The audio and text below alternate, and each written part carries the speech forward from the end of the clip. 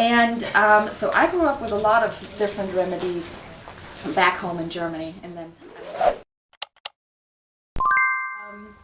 I really only use these remedies on myself and my kids because he refuses to consume them. I have a strong immune system. He thinks I'm trying to kill him. he won't eat anything that I bring home from the woods. He won't do any of my tinctures because he thinks I'm out to put him 6 feet under. One of the things that I like to do when I have a sore throat, if you haven't tried that out, and now it's not going to taste good. Again, medicine is not supposed to taste good, by the way. It's not supposed to. So one of the big things that I like to do is, and my husband loves it when I do that, I take a pot of water and I boil onions. And what you do with it, you keep it on a simmer once you boil it up, and you simmer it for about 10-15 minutes to really kind of get that acid out, and the water will turn nice and yellow, and that's when you know it's good to go. You take that onion water, delicious onion water, and you drink it as hot as possible. So you fill it in a cup, you add some lemon juice, some honey, just to sweeten it up and get the bite a little bit out of it. I'm gonna tell you, when you do it the first time, it's not gonna be good. But it's an acquired taste. I've been doing this for years and years and years. Anytime I have a sore throat, that's what I do, and the sore throat is gone. So onion water.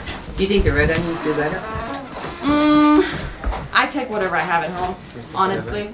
So if I have white onions, I use that. With white, just because they're a little bit sweeter, Right. it's better to use a little bit more. So I thought something simple to make that I could just grab stuff from home really quick that we can do would be fire cider. Anybody heard of fire cider? Oh yeah. Yeah, that's good. Has anybody tried it? Yeah. I make it. Yes. All right. And there's 1,000 different recipes out there that you can kind of play around with, and they're very basic.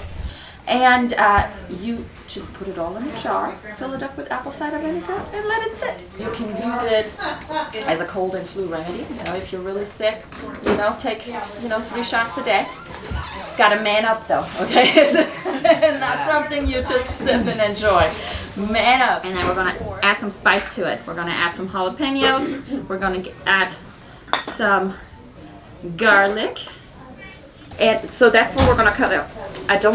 I'm not going to add any onions because they kind of get mushy. Yeah, after a while they kind of get a little bit gross. But not only do we have the disgusting apple cider vinegar that we get to do a shot off, but we add some heat to it, which will then heat up your body. It will bring up your temperature, and it will help your body fight germs better. So, I mean, the old timers knew what they were doing. We just forgot all about it, and we're not doing it. So that's the sad thing. Lemons. How long can you leave that sitting? Forever. It's not gonna go bad ever. It's the same thing with like if you're doing the fermented garlic, you can leave it forever. It's not gonna go bad. You can add to it if you want to. I just like to start it by you making fun of me? You making fun of me over there? So it's not gonna go good either. What? It's not gonna go bad or good. No. But refrigerated, right? You don't have to. You don't have to, because especially with the apple cider vinegar, it's not going to go bad. You can just put it in the cabinet and it's good. It's good. What you don't want to do, you want to kind of keep it in a dark place, just so that it doesn't start reacting with anything that it shouldn't. But that's it. So don't leave it out on a sunny porch or something like that. Yeah. But, if you just have it sitting in a cabinet, what? Knife safety? Am I supposed to talk about knife safety?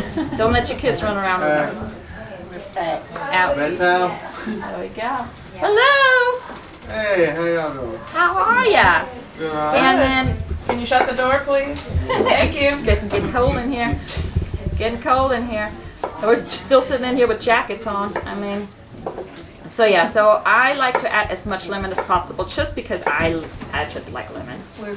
But really, with the fire cider, I mean, you could just do a shot of vinegar, right? But the nice thing about the fire cider is you add all of that extra nutrition to it, and you add all of that extra ingredients to it however you want. And you can make it taste however you want it to taste like. So that's the nice thing about it. You can customize it.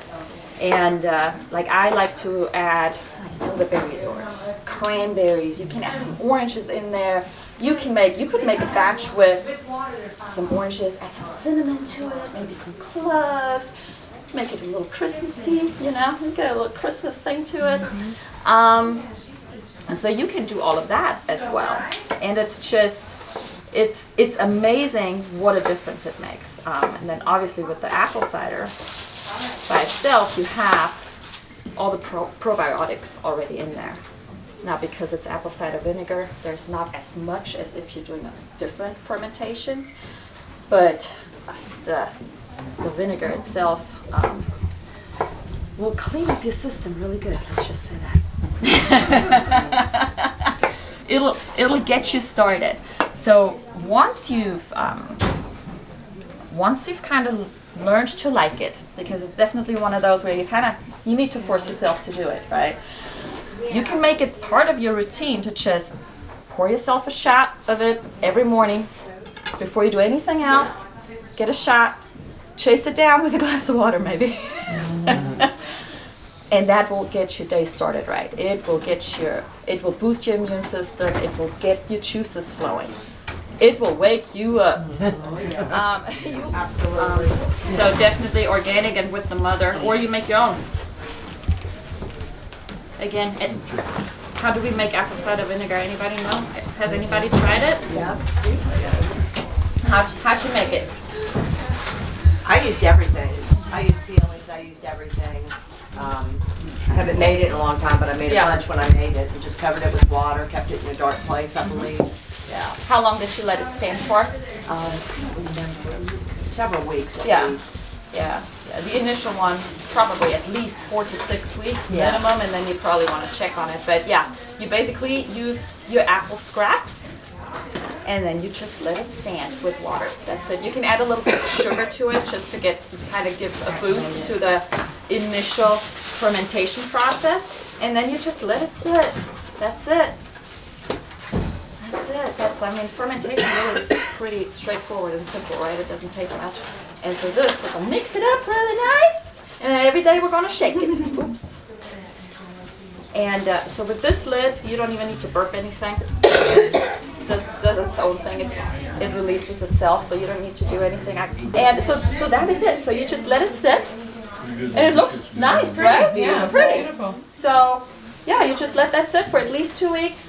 For it to really absorb all the nutrients, and then you can either leave it in there. It doesn't hurt to leave everything in there, but a lot of people like to strain it afterwards and put it into different jar. And So initially you said put it out, it's okay to sit out in the windowsill and get sunlight, yeah, and then put it in a dark place. yes, or in the fridge, whichever. Fridge works. Fridge works, dark place, wherever, somewhere where it's not necessarily always exposed to light. After you pour it off, you put it in the fridge. Yeah, but you don't have to pour it off. You can leave it in there, and basically the longer you leave everything in there, the more of that flavor it's going to take on. So especially with jalapenos, if you don't want things too spicy, you want to kind of strain it after that, after the initial 2 weeks, and then you're good to go. But yeah, that's pretty much it, and it's just it's an amazing immunity booster.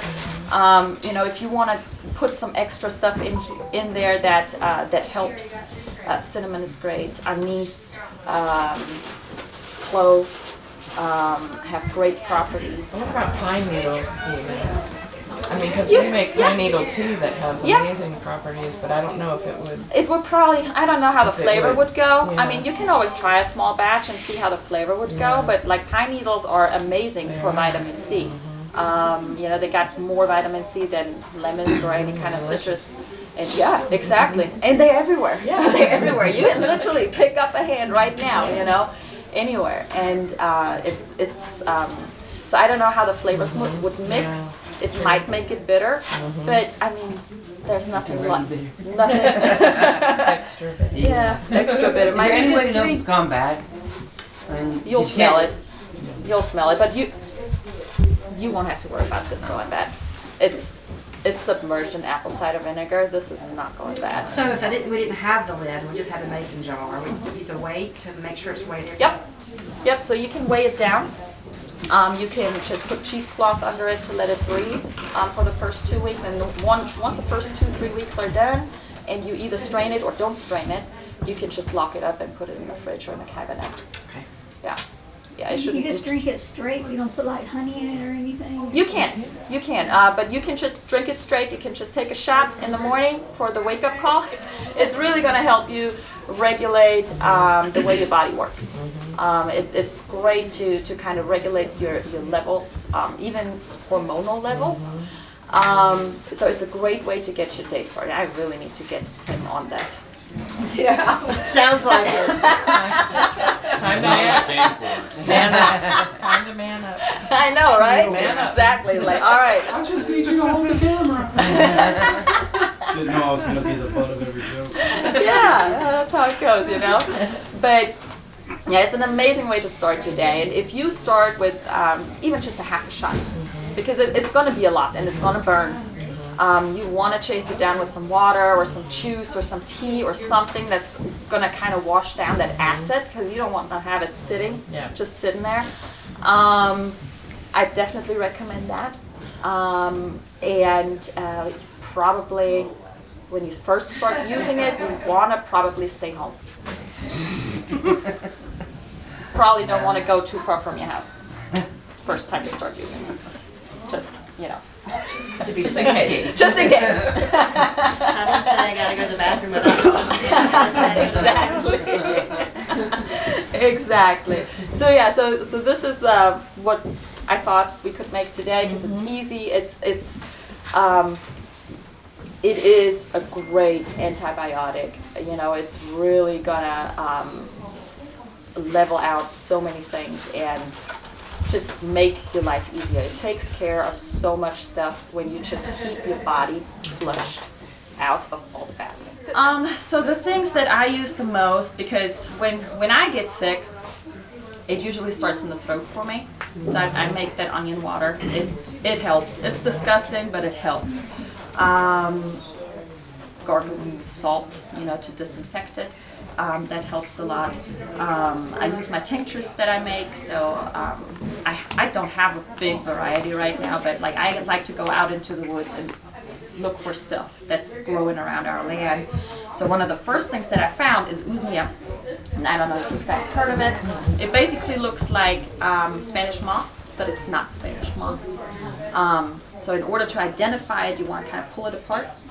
If it breaks and it's black inside, it's Spanish moss. You don't want to use that.